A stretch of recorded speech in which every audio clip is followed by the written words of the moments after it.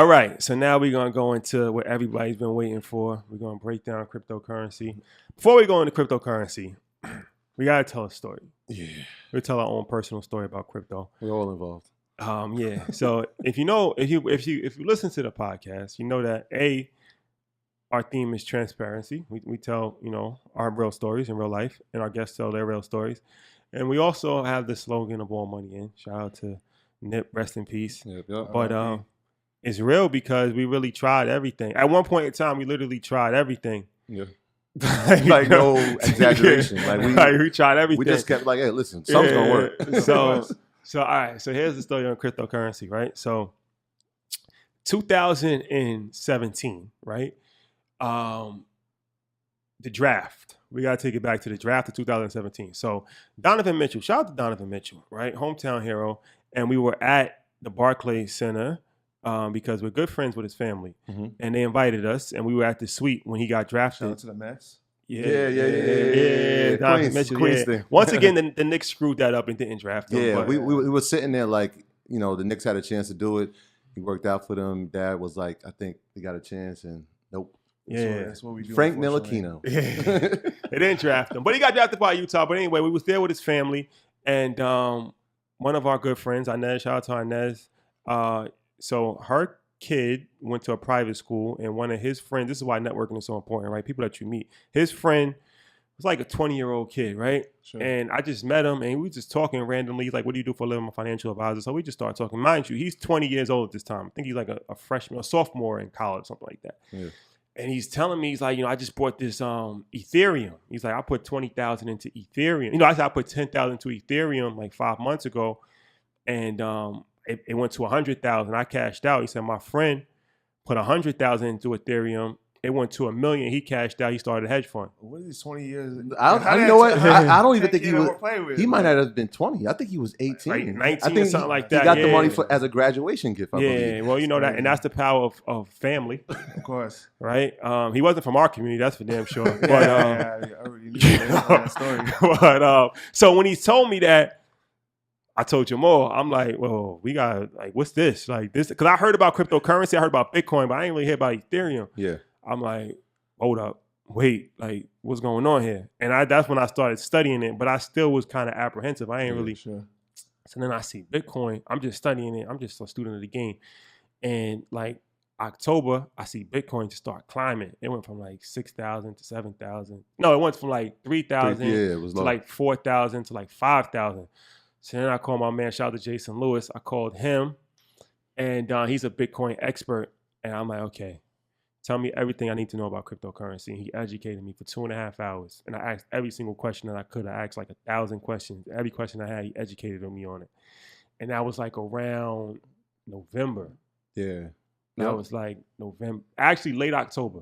It was late October. No, it was like November. It was November. So I'm like, all right, cool.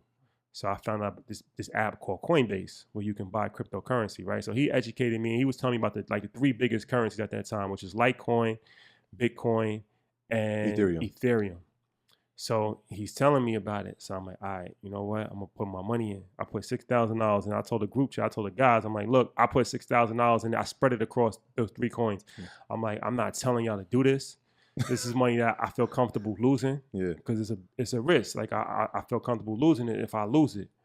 But I don't know what's going to happen.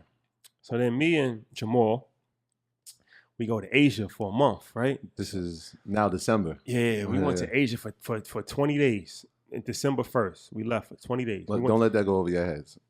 20 days. Nah, I let a life you could write a book on. I'm gonna write a book soon down the line. Slight stunt. But we went to Asia with a return ticket. We went with a ticket there and a ticket back, and 2 nights in Bangkok. That's it for 20 days. We was gonna figure it out as we went. We just winged it. We went to 5 different countries. We was just winging it as we were literally winging it. Like we were buying hotels at the airport. We was just figuring it out day to day. So I'm in Asia, and it just so happened, as fate would have it, I brought into the crypto space like 1 week before it started to skyrocket. If anybody's not familiar, December of 2017 is legendary in crypto world. Like everything went up like 1,000%, 100%. Like it was crazy. So long story short, I'm in Asia, and I had $6,000 invested. Every single day I'm waking up and I'm just getting $500, $600 more dollars. It's going up 7,000, 8,000, 9,000. It's just dopamine. Yeah, nah, it's just crazy. Now we're not sleeping. Yeah, Dopamine. I'm out in Thailand, and I'm more focused on that than anything. I'm like, this is crazy. I'm like, I'm about to make $1 million before summer. So then Troy starts. So I'm telling the guys, I'm like, I'm sending them screenshots. Like, I don't know what y'all doing, but I'm getting money out here. So Troy's like, he starts studying it. Like, one thing about Troy, he's good with research. So he starts studying it. Like, he's up all night. Team no sleep. And he starts telling me about all these other coins, Tron, and all of these different things. And but meanwhile, I'm thinking I'm doing good because I'm going up like 100%, 300%, 400%. He's like, that's not enough. He's like, yeah, you earning, but that's not enough. These other coins going up 1,000%, 3,000%. He's like, you got to come home. Like, I never forget, I was in Hong Kong. I was in Hong Kong, and he called me. Like, come home. This is like fact, right? So I heard about Bitcoin prior to all this, right? Because I was in the music downloading services, right? I feel you. So at that time, the U.S. had said, early 2000, they were like, yo, they're going to prohibit illegal downloads, right? So people started coming up with web sharing sites like Mega Upload, Rapid Share. If anybody downloaded music, you know those sites. And one of the things as far as payment was Bitcoin, right? And there's no way that the government could track you. So I'm like, all right, that sounds pretty cool. And then I never heard about it again, right? People were using it. I kept seeing it. I never heard about it until like November. And Shai's like, yo, I'm putting money in. Like, he's like 2 weeks from leaving. I'm like, hey, whatever. And then, like you said, he started texting us. I'm like, yo, he actually made some money. So now it's like, nah, I got to figure this out. So he leaves, and I'm like, still trying to figure this out. I'm studying it. And like, I'll never forget, I read this article on this dude, Justin Sun, who created Tron, TRX. Yep. And so I'm like, wow, this guy has a vision for currency. Like, he's going to do it through video games. And right, I'm thinking like, wow, like Gods of War, like these are these games where it's like, it's not real money anymore. Like people are actually using currency inside of games. It's like how before Fortnite, it was like, yo, we'll give you the game for free, but you'll buy things in it. And I'm like, all right, well, how do I get this, right? So after I start studying it, right, I knew Coinbase, and I'm like, there's got to be more to this, right? Because I can't even find TRX on Coinbase. And so I study it, and then I hear this company called Binance.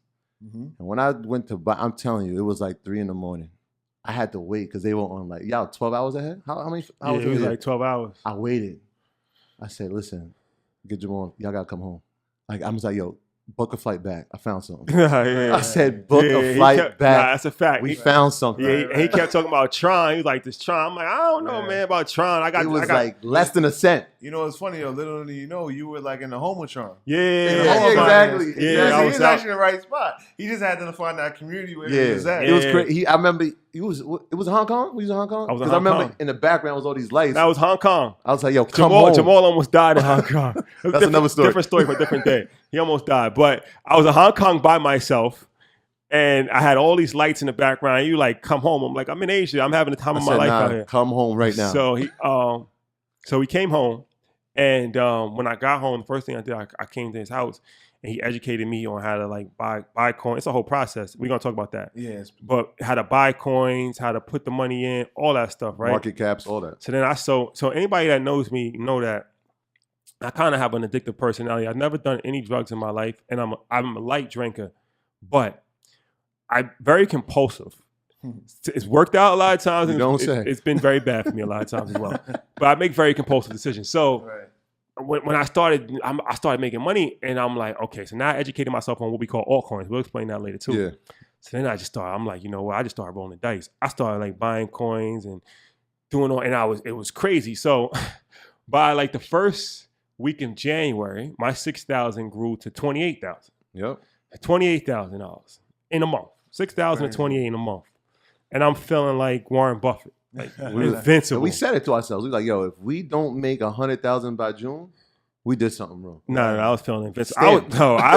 I told you I was planning on making 800,000 in crypto for that year. We calculated it. I did the calculations, I did the whole thing. So everything fell apart. Not yet. No, it did. No. Early January it went down, but then it came back like late January. We were like, all right, we're back. Right. And in February. No, it fell apart. February and I put more money in because I'm like, all right, now I'm about to dip. And then it fell apart again. and I put more money in. I said, I'm gonna buy this dip, and then it just completely collapsed. And yeah, He gave up on the space. yeah. So, Yeah, but like a I lot of said this people- though. I said this. I said, look, if it was gonna die, it would have, right? Right. And one of the things I heard that was powerful to me is the CEO of Ripple said this. He was like, the reason that this is gonna work is because if you think about money, right? What's the fastest way to get $100,000 from San Francisco to London? What do you think? It's crypto. He was like, the fastest way in today's society, right? 2018 at the time, Oh, it's a flight. is to get on a plane a and flight. fly with that money to Yeah. London. How does that work in the world of technology? Right. Right? That's why Ripple and all these other altcoins and Bitcoin, that's why it's going to work. And when he said that, I'm like, nah, I don't care. This is going to go down. This is not going anywhere. Sure. And so like one of the things we did too, and Rashad, we for sure, it was like, we were like, look, we're not letting anybody get left on the boat. Like if they missed the cyber bubble, right, in the 90s, right, if that is this, we got to make sure that we get the Google. We got to make sure that we get Amazon, and we don't get stuck with Excite.com. Right. But we're not leaving anybody. So I was like, yo, call everybody you know. Like, we're going to call everybody we know so we can tell them how this works and teach them. And, like, we made mad phone calls, and it was like, yo, nobody wants to learn. nah, people ain't They playing. was like, games. nah, I'm good. But all right, so now we gave you my story. It's a tragic story. But, It's a learning point. yeah. So, all right. So, can we talk about crypto? Let's start 101, right? What is cryptocurrency? So cryptocurrency is it's a digital asset that lives on the internet that has value. And where does the value come from? It comes from people saying it has value, right? And it's that simple. And so, and it's that simple, but it's also that fickle based on what you just said, right? And the question is, like, a lot of people say, all right, how is it a currency? How is anything a currency? Anything is a currency because currency is not backed by anything. Yeah, Right? Yeah. It's a belief, right? And it's a belief that if more people believe that it's going to go up in the future, then more people buy. It's a supply and demand thing, and that's what kind of moves it. But yes, it's a digital asset that lives on the internet, and you could transfer it without any middleman. So you don't need the experience is similar to like a Venmo experience or a Zelle experience or whatever, Cash App experience. So P2P. But you don't have cash. You don't have Cash App in the middle. What's in the middle is actually a community of people that validate every transaction. And it's all right. So that's the definition of the blockchain. Yes, that's what it's validated by the blockchain. Exactly. So cryptocurrency, but the name is a little deceiving because it's not really being used as currency right now. It's more so of an investment, right? Right. So it's an investment because due to the way it's moved, and Bitcoin being the first cryptocurrency, it's moving up and down just based on the story you just said. People don't want to use it as a currency. So But it's made to be a currency. It's made to allow people to move money back and forth. But because of the way it's structured, so Bitcoin is structured in a way where there's a limited supply, right? Was it 17 million? It's 17 million now, but the max is 21 million. Okay. So people are anticipating at that point that it's going to be worth a lot. And so it's kind of transferred from a currency to more of a digital gold. So it's like it's being viewed as a commodity. In That's sense. right. Store value. That's exactly right. So that's what Jason had told me. Yeah. Yeah. So, all right, because this is something that's interesting. So people say like, well, cryptocurrency is in thin air. It's not physical. It's not backed by anything. And I say neither is the American dollar. That's right. American dollar used to be backed by gold. But I think in Nixon, he changed it. He removed the gold standard. Yeah. He removed the gold standard. So now the American dollar, like all dollars all over the world, is only backed by the faith within America. To talk about America, American dollar is only backed by the faith of the people. Right. People think that it's worth what it's worth. So at any point in time, when the vast majority of people think the American dollar isn't worth anything, it's not worth anything anymore. Right. Because, I mean, like you said, with Bitcoin, there's a limited supply. Once it gets to 21 million, there's no more, right? So the value of that will go up, obviously, right? Exactly. So that's why you get those projections. Like Bitcoin will be worth $500,000 for one coin, Right. whereas a dollar, they can make 1 million of those every second Exactly of the right. day. So, like, what's the real value? Right. And okay, so we have so Bitcoin. That's what most people have heard about Bitcoin, When they right? think cryptocurrency. Bitcoin is the first crypto, the granddaddy of first one, yeah. cryptocurrency, started Yeah. by Satoshi Satoshi Nakamoto. That's right. Anybody found them yet?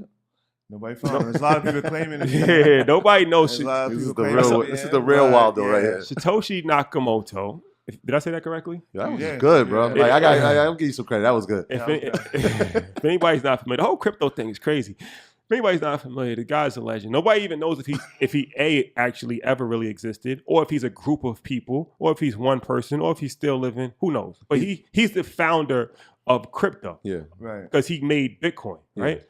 Then from Bitcoin, you have thousands of cryptocurrencies now. Over right? 2,000. You have over a whole 12. bunch of different, from Ethereum to Ripple, and they all kind of serve different purposes. So you have some that are like for just music. It's like all kinds of different. It's like websites now. Like you have a website for everything, and you have a cryptocurrency for everything as well, right? And then you have, so like from those, right, the top three you named, Bitcoin, Ethereum, those are like platforms. So people build on those platforms. Right. So like Ethereum, like a bunch of platforms will get built on that. Ethereum is like a digital computer. Right. Right. You could build on top of it. Ethereum introduced the concept of a smart contract. Right. A smart contract is basically a digital contract that says, if this happens, then this happens. Right. And the way I like to illustrate it is a vending machine is a smart contract. Right. Like I don't need, like I go to the corner store and get a Twizzlers. Or if I go to a vending machine, I put $1 in, there's code inside the vending machine that gives me the Twizzlers immediately. And Ethereum takes that and makes it a whole nother level, right?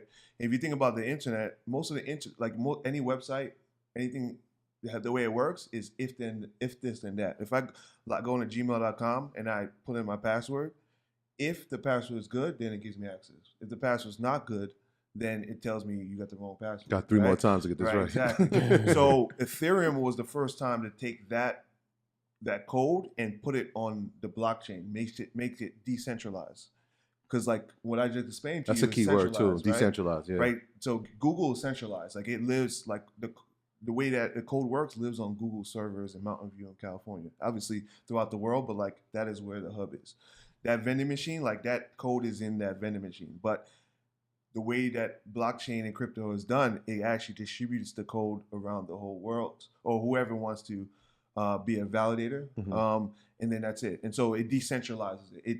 It makes it democratic, and it makes it limitless as well as borderless. Yeah, that was one of those key words in that space, decentralized. And it was like, if you think about it, like a company like Google, right? Like a lot of times, and it's coming up in the news now that the federal government is looking into them, but that data that's being sold, right? They're like the middleman selling it, right? But like that's one of the things with this space is like there is no middle guy. There's no middleman. You know what I mean? So it makes it the middleman is everybody. Right. Well, the one thing, and that's one thing that I said. So when my first reservation before I started investing in cryptocurrency, I made a video on Instagram, and it was my reservations on Bitcoin, right? Because everybody kept asking me my feelings about Bitcoin, and I said this. What I said was, I think it's a good idea in theory. And I think that is dope. But my biggest fear is that governments control currency. And at any point in time, when governments feel that they don't have full control of the currency or it's not benefiting them, then they'll stop it. One of the reasons why cryptocurrencies really fell in 2018 is because governments across the world cracked down on them. It's hard. China, South Korea. Yep. They just said you can't trade. And then like if you were in the United States, like, and we ran into this problem too. It was like we couldn't buy on certain exchanges. So like one of those things, like you said, like as far as like stocks, you can go to different exchanges. Same thing with this space, right? There was like Binance was the number one. But we had Cryptotopia, Metadox, all these other ones. Like some of them we couldn't buy because we were U.S. citizens. Right. So we had to drive. You couldn't buy ICOs. Right. Especially. That was. Yeah. Oh, that was. Yeah. I lost some money in that too. Yeah. So ICOs are initial. So ICO is the equivalent of an IPO. So like that's an initial coin offering. So when these companies are coming up with ideas, right, they need funding for it. They make an ICO. I think it's important to illustrate why so many coins could exist. So there's over 2,000 cryptocurrencies now. You could actually create an EYL token tomorrow. Right. The reason why is because the currency is code, and the code is open source. So I could go and actually see how Bitcoin works, and I could actually I could change the B to F and make it Fitcoin and Fritzcoin. Is that that's the white paper? That's the white paper, right? So that's how it started. That's how Satoshi Nakamoto, the group or whoever this individual is, that Bitcoin was introduced through the introduction of a white paper. And the white paper basically was like this code/business plan that said how it works, how the code works, and everybody could see exactly how it works. So anybody could pick it up and copy it, right? But just because you pick it up and copy it doesn't mean that people are going to follow you. So you need a community behind it too. Yeah, so like that's how you get these other coins. Like if you look now on like coin market cap, yep. you'll see like a Bitcoin Gold or a Bitcoin Right, SV. Like right. they'll say like, hey, we got that code from their white paper, but we're gonna make it even better. Yeah, tweak it. They'll tweak it, right? 'Cause So that's why there's like a million different. And another thing that was Satoshi did was he made it open sourced, so anybody can change the code. It's an ongoing process of Bitcoin. It's changing. Anybody can you could change it, right? Right, Like you could it's change not it. something that's set in stone. Right. He did that. So his vision, and how I see it, is that his vision was to eliminate the world banks and government from, like, he wanted to make it peer to peer and also open source, evolving where it's for the people. Well, actually, funny enough, it goes back to my story, like Lehman Brothers. He's created in 2008. It derived out of a community of libertarians, anarchists, so people that didn't trust the government, and there was a level of high distrust amongst people from the financial system in general, just because Lehman Brothers went down. And he had a community. He said, "Listen, I'm gonna create this thing that doesn't need banks. Like, we could actually work without banks. We could work without the government, and we could transact with each other, trustless." And that's kind of where the fervor came from. yeah, man, it's crazy. Nah, it's crazy. ill. It's ill. All right, I'm so telling you, man, we read a lot of white papers, man. we read a lot of white papers. Right. So all right, so tax, right? Because that's what you're doing now with the tax. Right. So that's another issue, because everything is so new that the government's trying to like catch up to it, right? So we know how like real estate is taxed a certain way, stocks are taxed a certain way. It's called capital gains tax. So can you explain the taxes on that? Because that's what you're working with now, right? Right. So I work with a company called Token Tax, Mhm. and so the easy explanation is like TurboTax of crypto. And so crypto, if you trade crypto, it's very hard to calculate your taxes. It's because the assumption is that, all right, I go from, let's say you're from the US, I go from dollar to crypto, and then I go from back to crypto back to dollar. That's when I have to pay taxes. But actually, when you're in the crypto world, like we said, there's about 2,000 cryptos. You could trade from crypto to crypto, and you actually have to all those things are taxable transactions. It's as if when you sell one for the other, the government actually looks at that as a sell and a buy. And also, there's other things. Like, you could actually work for crypto and get paid in crypto. That's taxable. You also buy things in crypto, and that's also a taxable transaction. So all of that is complex to calculate. Yeah. And so the company I work with, their software basically hooks into all the wallets, all the exchanges, and pulls in your transactions and converts the dollar equivalent. So an example is, all right, I go from dollar to Bitcoin, then I trade Bitcoin to Ethereum, then I trade from Ethereum back to maybe Ripple, right? I didn't go back to dollars, but all those three transactions are taxable. Mm-hmm. Because when I went from Bitcoin to Ether, I have to actually look at the USD value of Bitcoin from each time and convert it back, even though I didn't go into dollars. So we allow that calculation. Yeah, and the government, they just put out an article last week where they're going to start taxing. They sent out 10,000 letters to people who invested. Yeah. So going back to how crypto started, obviously there's a lot of anarchists, libertarians, and a lot of these people are like anti-taxes because they don't trust the government. They don't think the government's doing the right thing. And people were under the false belief that you don't have to pay taxes on crypto. But one of the things that they created was transparency in the blockchain. And so, yes, it's transparent amongst them, but IRS also can see those transactions too, right? So you actually are exposing yourself. So you actually have to pay taxes on that. Yeah. And what's CoinGamma? So CoinGamma is my own media platform. So it started with an app that I built as a side project in 2015. 2017, I expanded it to a blog and as well as a podcast where I interview leaders in the space and just provide education. And so what we do is we write about the space. We offer educational content. We interview leaders in the space. And we're actually going to start coming up with digital courses where people could kind of And teach people? Yeah. So I've taught some some in-person classes. So I've taught in-person classes in New York City, and also I've taught at my alma mater. So I've lectured at Wharton as well as Brew College around crypto and blockchain. But I'll be doing some online courses over the next few weeks. So I got a question. So in terms, like we said, that crypto is kind of like the Wild Wild West a little bit. Sure. Right. So like when an exchange, and we've seen this happen a bunch of times, when an exchange completely disappears, Right. how does someone even recoup or try to figure out the taxes on that? Yeah. So the IRS hasn't given clear guidance around this. So this is a disclaimer: it is not tax advice. Confirm this with your tax accountant or tax expert. But you could either, if it's an exchange, if it's a coin that because it was only on that exchange, it doesn't exist anymore. Yeah. You could basically, what we've had people do is they've actually written it off at zero, and basically it's like I lost everything on it, right?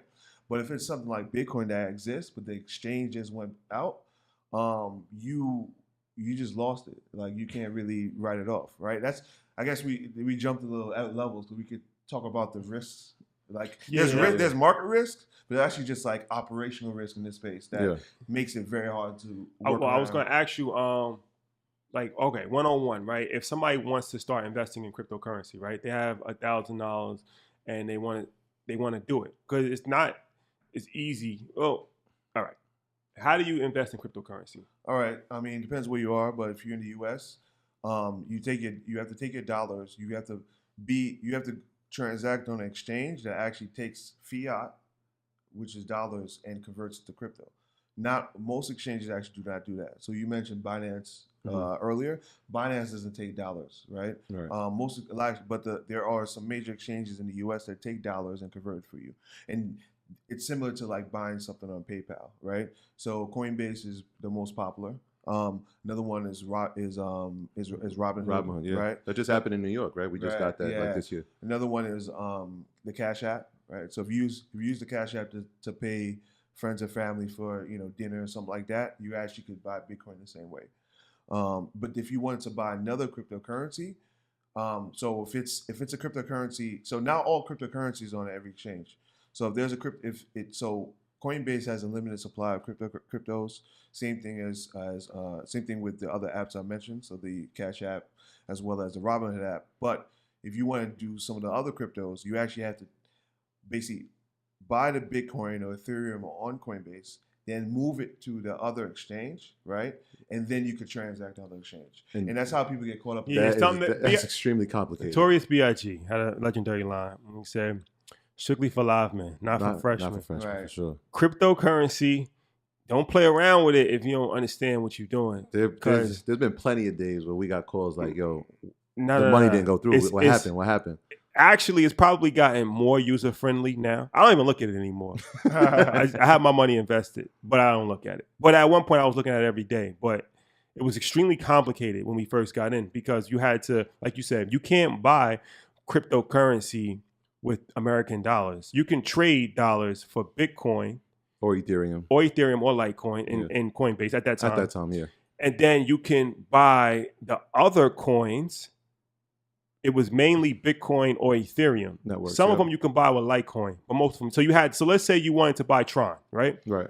You had to exchange American money for Bitcoin on Coinbase. Mm-hmm.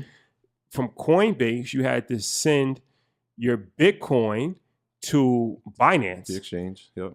And it went, now it's in Binance. Then now it's in Binance. Well, now don't you skip the step because that the transaction speed was so slow, which is one of the things about Bitcoin. So you had to. So let's say you sent $1,000 or $5,000, right? It would take maybe a half hour before it even got. Nah, to the Bitcoin exchange. was OD. I remember one time Bitcoin took me 5 hours. I'm like, where's the customer service? Like I'm like, no, what's going on? It's crazy. But the crazy thing, real, because I mean, if I was on the Venmo or Cash App and I sent it to the wrong person, I could hit up Cash App and say, "Yo, I sent it to the wrong person. You made a mistake. Give me a charge back." If I Bank of America and I wired the money to the wrong person, I could call Bank of America. It made a mistake. Hassle, made a mistake.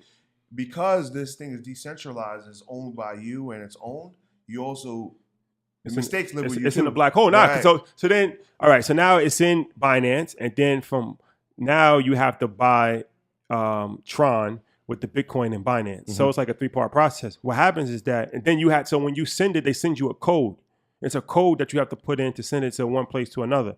This is something that is extremely important. This has happened to me. It happened to me on my birthday 2 years ago. I sent $500. I was trying to buy Bitcoin Gold, or was it Bitcoin Cash? It was another Bitcoin. It might be Bitcoin Cash. Bitcoin Cash. I was trying to buy Bitcoin Cash, but I put the code for Bitcoin.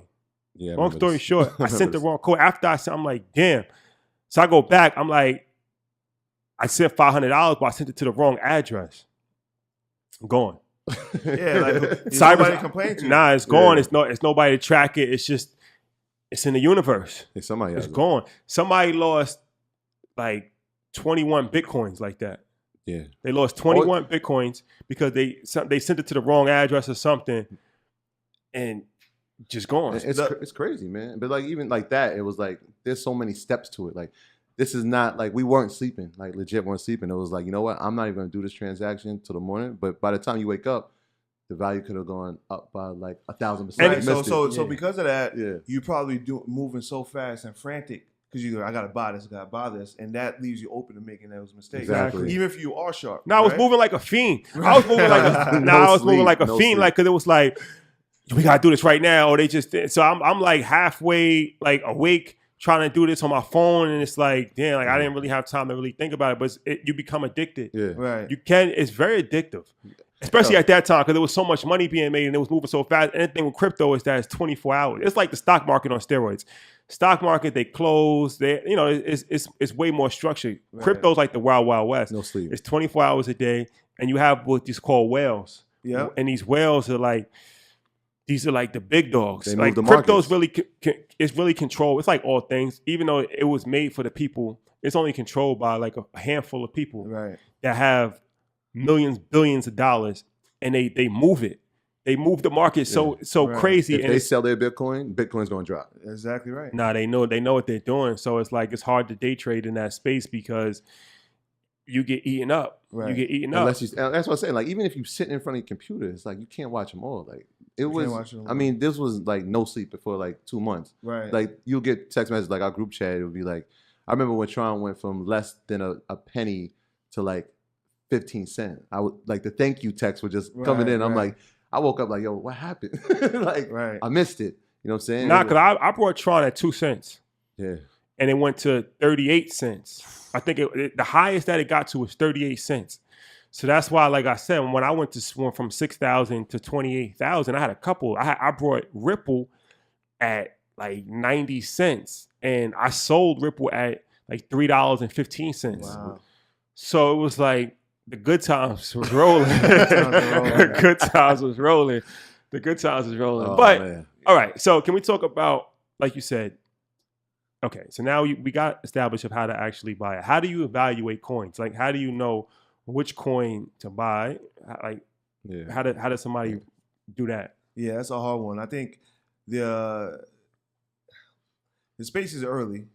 A lot of these things are moving. A lot of these things are actually pre-product, right? So a lot of these coins out there are raising money on a hope, right? They're going out there and they're pitching like a white paper, which is like their business plan, and they're saying, all right, well, if you give us some money, and you'll get a coin, and you will be able to use it for X, Y, and Z, and you have to study that. You have to look at the technology, right? Because a lot of these coins actually are, like you said, you took about Bitcoin Gold, Bitcoin Cash. There's like a bunch of Bitcoins. There's Litecoin. There's a bunch of coins that actually are trying to do exactly what the major ones are doing.